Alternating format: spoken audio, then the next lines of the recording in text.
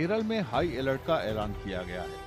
वजह है Nipah virus से 14 साल के किशोर की मौत। निपा जानलेवा संक्रामक विषाणु होता है।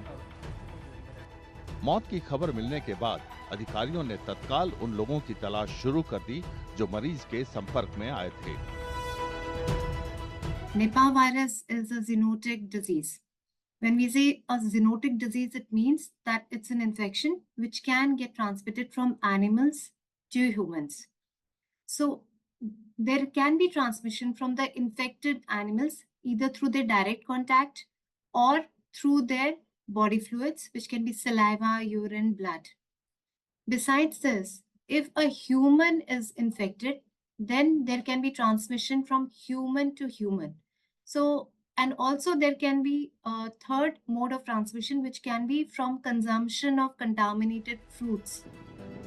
इंसानों में निपा वायरस चमगादड़ या सुअर से भी फैल सकता है। संक्रमण से दिमाग में सूजन हो जाती है, जिससे मरीज को बुखार हो सकता है। संक्रमितों या उनके शरीर के तरल पदार्थों से भी वायरस फैलता है।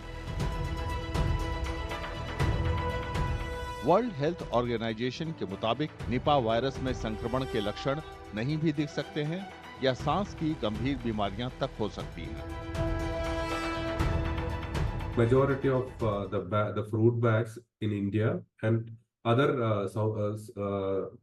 the Asian countries are already having these viruses in their body, and because of some climatic changes or the changes in their habitats, the viral load in these fruit bats will increase, and that will spill over through the excreta and their droppings. And the human beings will become an accidental host for that, and then the virus enters into the human body. जानकारों का कहना है कि बीमारी फैलने से रोकने के लिए खास एहतियात बरतने की जरूरत है। We should not eat or handle the fruits which is likely to be contaminated by the bad secretions, like the partially bitten fruits by the birds, etc.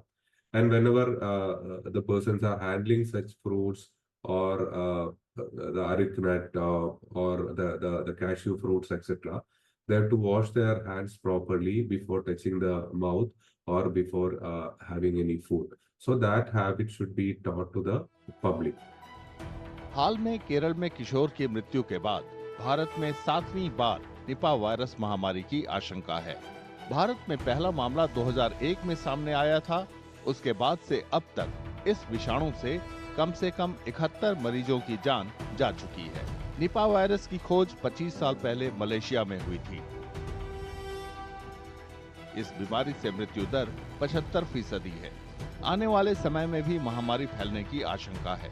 अभी तक निपा वायरस संक्रमण का कोई इलाज नहीं है और न रोकथाम के लिए वैक्सीन बना है।